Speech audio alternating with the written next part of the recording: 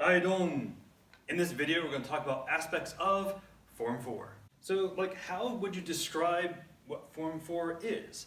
So, the way I kind of think about Form 4 is a little bit more of kind of like a souped-up Form 3.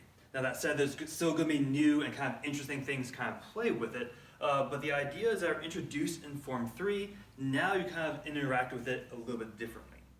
So, for example, Form 3 is very much segmented, right? So I did the bang, bang, pause, pause, almost unpause, unpause, right? So then you have those really distinctive, very, again, drawn out interactions.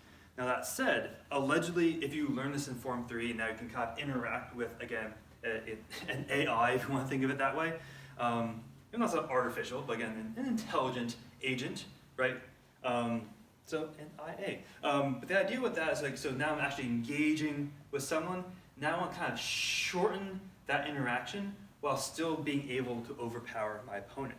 So one thing that Form 4 does, and you kind of see it especially near the end of it, is that raw roiling power. Let's take an example of probably the end of the form, right? So we see a lot of that good raw roiling power.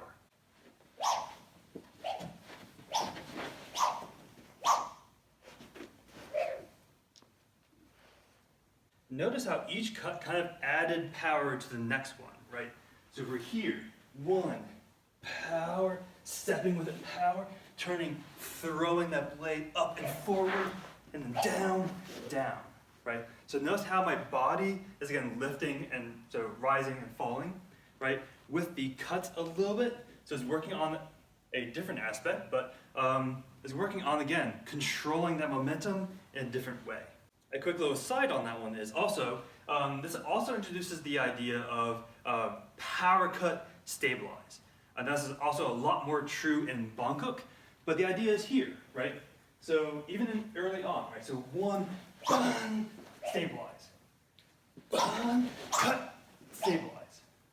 And then clear and finish. So again, this is going to be a lot more true eventually when we start doing things with, again, Bangkok, right? So we're here and pulling through and stabilizing, right? That's the idea.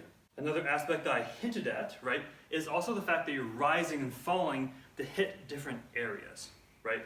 This is going to be especially true for the last part, right? So if we're here, I'm in the walking stance as I am cutting up, right? So this is a nice clear, right? Because most likely I'm not trying to cut someone with this per se, just because it's not a strong cut, especially if I'm coming up with the cut. If you've ever done bamboo cutting and kind of come up with your cut, it's going to lose a lot of power.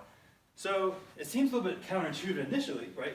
You're here, and you rise up with your cut, but the idea is I'm clearing someone back, they're moving back, I'm coming in, checking behind me, and then cut, right? So allegedly cut them. As they're falling, I'm coming into a short stance, finish. Right?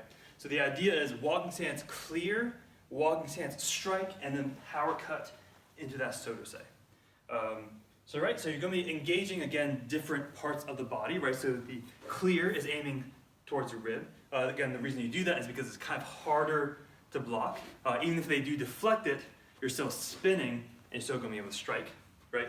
So it's high, maybe, again, it could be wrist, it could be neck. I'm striking something as they're falling, finish, right? So again, I'm rising and falling, kind of accommodate, again, that intelligent agent. And the last part is also understanding your surroundings, right? So now again, this is also true for all the others, but this is really where you start to play with it with those spins, right? Now that said, I'm not going to introduce it with a spin, right? So if we're here, block, counter, what's the first thing you do? Check.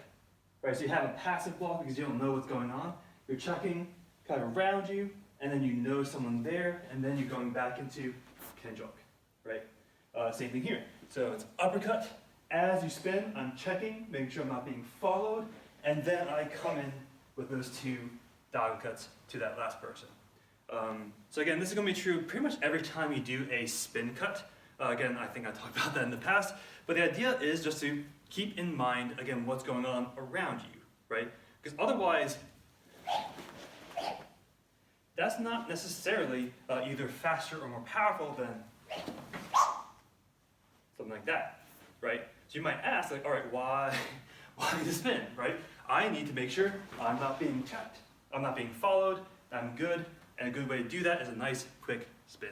As with the previous videos, right? So think about how you can apply these to not just your previous forms and this current form, but your current form as well.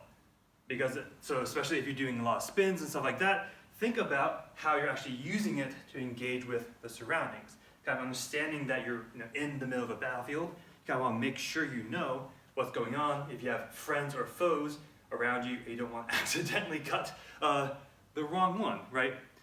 So again, think about these ideas, integrate them into your way of thinking, and we'll just keep building up ideas as we keep going up through forms. So with that, so keep training, stay humble, and stay safe. Haidong.